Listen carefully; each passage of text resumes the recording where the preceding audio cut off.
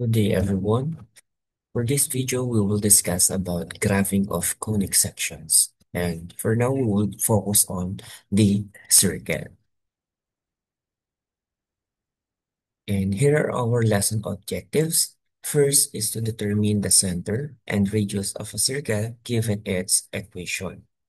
Second is we're going to construct the graph of a circle using its center and the radius. So first, let's recall the different parts of a circle. So for circle, two parts lang naman yung meron tayo, no, na kailangan para makapag-graph tayo, which is the center. And yung center ng circle, pwedeng nasa origin siya or naka 0, 0 coordinates. And also, possible din na nasa HK coordinates. And the other one is the radius. We know that the radius is the distance from the center of the circle to any point on its circumference. Now, once na makuha na natin yung center and radius, that's the time for us na makakapag-graph na tayo. So let's have an example of this. So example number 1, we have x squared plus y squared is equal to 3 squared. If we're going to look on this standard form of a circle, we know na wala tayong HK variable. So it means kung wala tayong HK variable, ang center natin ay nasa 0, 0 coordinates. It means nasa origin ang center ng circle natin.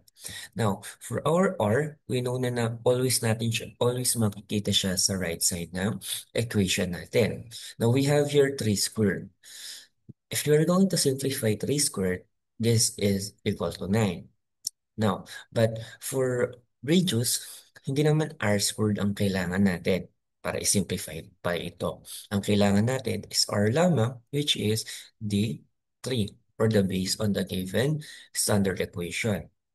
Now, nakuha na natin yung center, which is sa 0, 0. We also get the radius, which is 3 units. Okay? Now, therefore, pwede na tayong makapag-graph. So, using the Cartesian plane, first, let's locate nasaan yung center natin. So, again, our center is in the origin or naka 0, 0.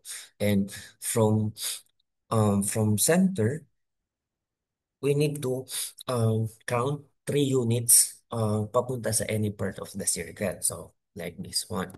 Okay, so the measurement or length of this radius is 3 units and that's the time para makapag-graph na tayo. Okay, so this is the graph of the given standard form of equation ng isang circle, which is the x squared plus y squared is equal to 3 squared. Okay, next, let's have another example. So example number 2, the given standard form is x minus 2 squared plus y minus 1 squared is equal to 2 squared.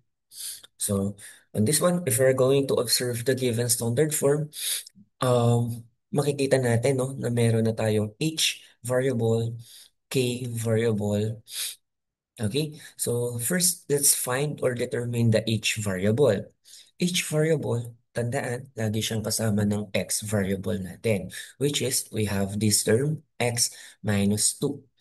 Now, tandaan din no, na laging opposite sign yung kukuhanin natin or gagamitin natin. If in this term, we have -2, get the opposite of negative, so that is +2.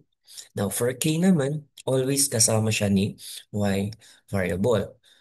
And same thing lang yung gagawin, get the opposite side of the given value. So we have here -1, so it means our k is +1.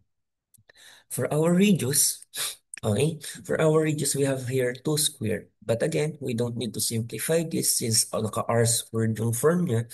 So what we need to do is get the r lamang, which is the 2. Okay? Now, meron tayong HK variables. So therefore, dito natin kukuhanin or dyan magmumula yung ating center using the coordinates H and K. So therefore, our center is in 2, 1 coordinates. Unlike dun sa previous example, nasa origin yung ating center, this time nasa HK coordinate siya, which is the 2, 1 coordinates. So now, nakuha na natin yung center. Meron na rin tayong radius. So therefore, we can already graph the given circle. So using the Cartesian plane, let's locate, note, or determine nasaan ang center or the 2, 1 coordinates. Our center na 2, 1 ay nasa quadrant 1 natin. Okay? So, then after that, na-locate na natin or na-determine na yung center, proceed naman tayo sa pagkuha ng radius. So our radius is 2 units from the center. So this one, okay? And our, if we are going to graph this, it will give us a graph of this. Okay? So yan, again, for circle, kailangan lang natin para makapag-graph is the center or and the radius. And for graphing of conic section, no, that's it. Ano? So you can look for other references para makapag-practice, no? But again, ang kailangan lang for circle is the center and the radius. That's all for this video. Goodbye, everyone.